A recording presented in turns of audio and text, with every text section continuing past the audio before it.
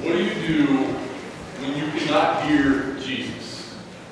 What do you do in life when you cannot hear the voice of God? That's the question I've been thinking about this week, because it is very clear in the Gospel of Mark, the disciples, the closest followers of Jesus, they can't actually hear him. Or if they can hear him, they certainly cannot understand Jesus. Take chapter 8, for instance. This is what happens. In the 8th chapter of Mark's Gospel, Jesus does a miracle. Jesus heals a blind man. It gets everyone's attention. The disciples lean in very closely because they want to ask Jesus, how did you do this? Once they lean in, Jesus ignores all of their questions. Instead, he has their attention, so he begins to tell them about how the Son of Man himself is going to suffer, and all the things that he's about to experience, namely the cross in the city of Jerusalem. And yet, the moment he is finished speaking, it is clear they didn't actually hear him. They did not listen to what his words were, because Peter, the disciple, turns to Jesus and says, Jesus, you got to stop talking about that depressing stuff. That's a bummer. It's bringing everybody down. At which point, Jesus gets a little frustrated, says to Peter, get behind me, Satan, which it's never good when the Messiah calls you Satan, right? That's not good. Then Jesus takes a deep breath and he explains to the disciples, if you want to follow me, just pick up your cross, deny yourself, come follow me. That's chapter 8. They've heard, they understand now, right? We get to chapter 9. Jesus does a miracle. Starting to sound familiar, this time he heals a man who is mute, a young boy, in fact. The disciples are curious about this. It's a very dramatic healing. So they gather around. They want to know Jesus. How did you do this? Once Jesus has their attention, once they're all leaning in, Jesus ignores their questions. Instead, he talks about how the Son of Man must undergo this great trial, how he will be persecuted and put to death. And the disciples, once again, do not hear him. In fact, in the Gospel of Mark, it even says they do not understand or did not understand what Jesus was talking about. As if to prove that, James and John, in the very next sentence, are caught arguing. They are arguing about which one of them is going to be considered the greatest. Jesus is talking about his own death. James and John are arguing which one of them is more important.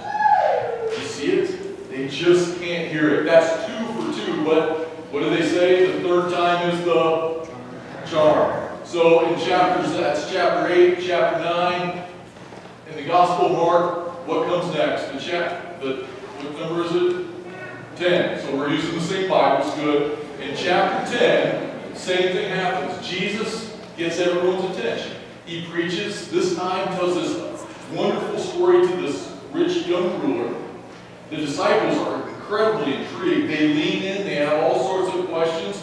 Sound familiar? Once again, Jesus gets their attention. And this time, more explicitly than ever before, Jesus explains the Son of Man himself is going to be flogged, whipped. He's going to be spat upon. He's going to be beaten. He's going to be mocked. He's going to be crucified. He could not say these things any more clearly. And yet, the disciples cannot hear him. They don't understand what he's talking about. We know this because in the very next sentence, when the disciples have kind of gone away to do their own thing, 2 of them, James and John, sneak back, the sons of Zebedee.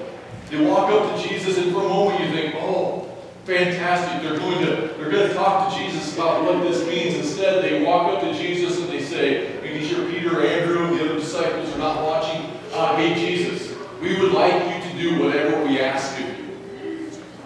Jesus is way too smart for this. He doesn't agree. Instead, he says, guys, tell me what you want. James and John say this. We would like, when you come into your kingdom, one of us wants to sit at your right hand, one of us wants to sit at your left hand. Here's the significance and the foolishness of their request. First, in the ancient world, when someone becomes a king, he's the most the most powerful person in the country. The second and the third most powerful people are the people who sit, the person who sits at his right and at his left. That's what James and John are thinking. That Jesus is going to become the King of Israel they have expected him to be. Even though Jesus has already described in chapter 8, chapter 9, and chapter 10, that's not going to happen. When Jesus comes into his kingdom, it will be on a cross. To be at his right and at his left is far different than what James and John understand. And yet, it is abundantly clear they are confused. Why? Because they did not hear the voice of Jesus.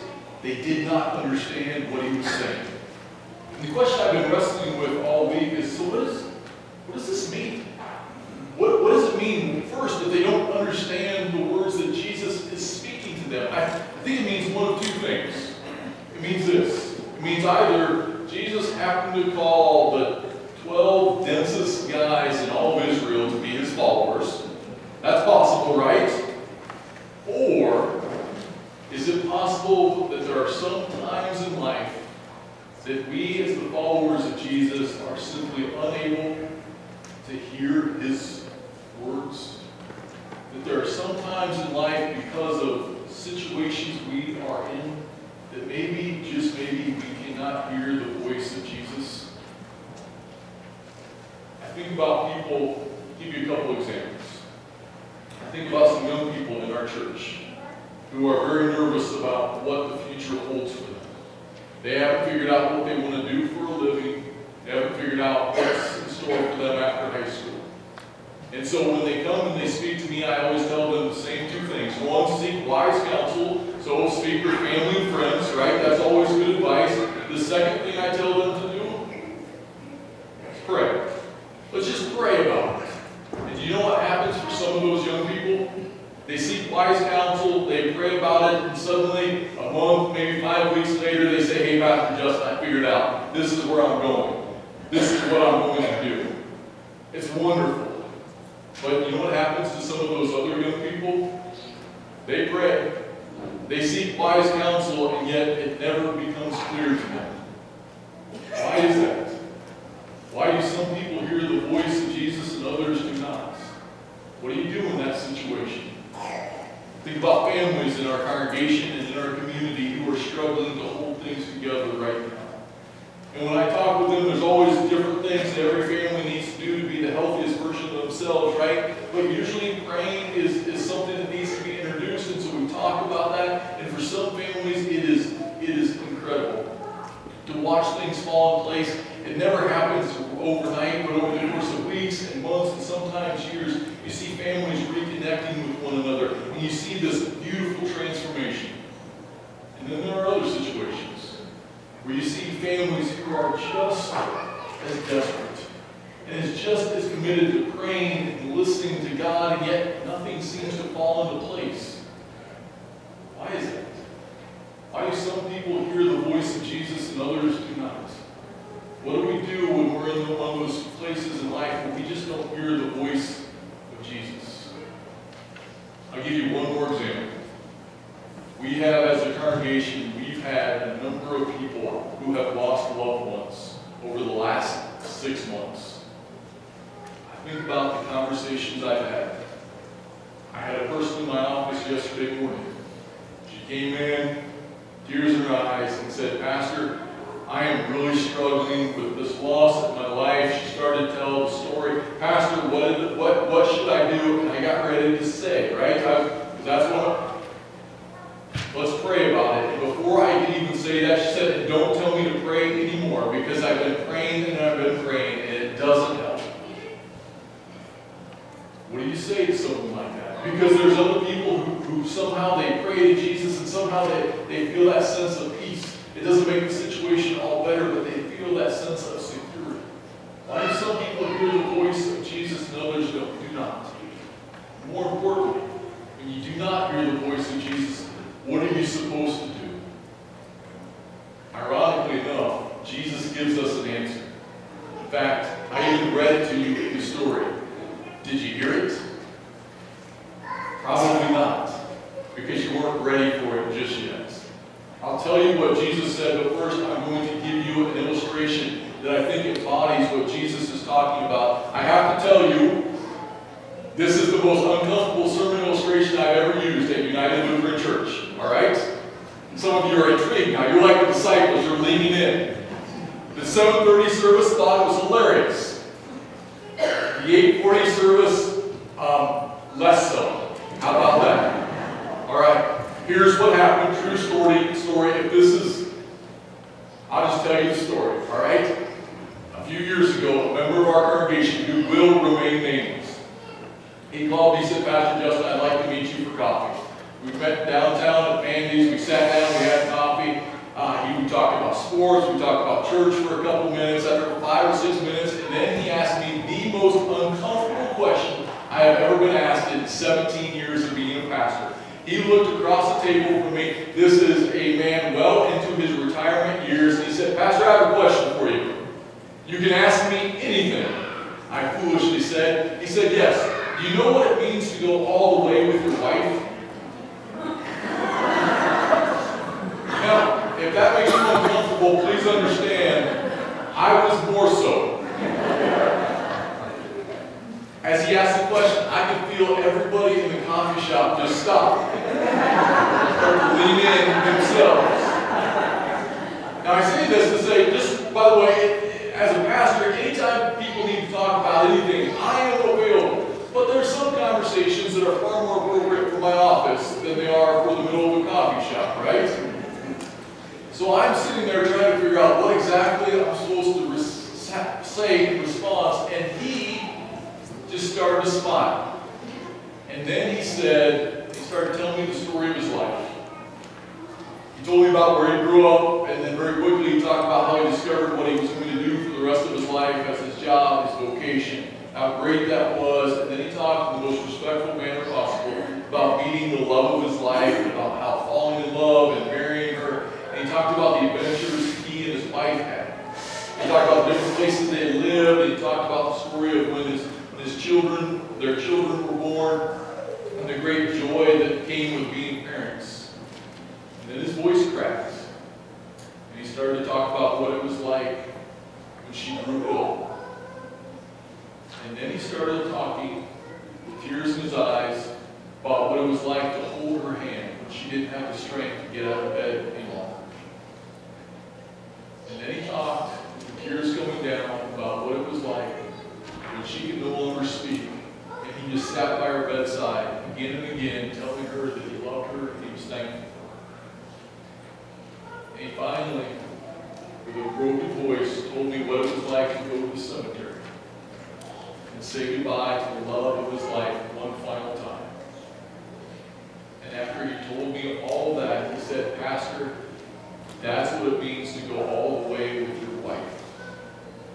And here's the important part, and this is the part I need you to hear, all right? He said, if you would have asked me as a young man, I wouldn't have known that's what that expression actually means. And I was too young and dumb, his words, I was too young and dumb for someone to tell me otherwise. I simply could not hear it. To understand what that means, I had to live it. I couldn't hear it here, I had to live it. And now I know. Do you get it? There are some moments in life, for whatever reason, we can't hear. Maybe it's because of the situation we're in. Maybe it's something happening around us, but there are moments we simply cannot hear. We are like that young version of him. We're like the disciples, standing next to Jesus. We're trying, we're listening, but we just don't get it. So the question is, what do you do? What do? You live it. Or in the words of Jesus, you follow me. Jesus says to Peter, you don't get it? All right. Deny yourself and follow me. James, you don't understand? All right, James, make other people more important than yourself and follow me. John, you don't understand what it means? Stop thinking about yourself and follow me. It's okay if you can't hear the voice of Jesus today or in this chapter of your life. If you're wondering what you do, you just follow. You just follow. If you're a young person who doesn't know what the future is going to bring and you're overwhelmed by anxiety, you know what you do? You serve your neighbor today. You figure out a way to be a good classmate or a good friend to someone around you.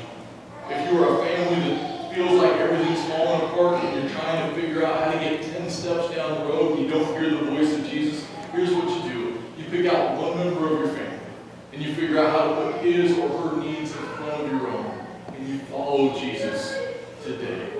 If you're a person who's overwhelmed by grief, heaven knows there's enough of you that have experienced all sorts of loss. But here's what you do.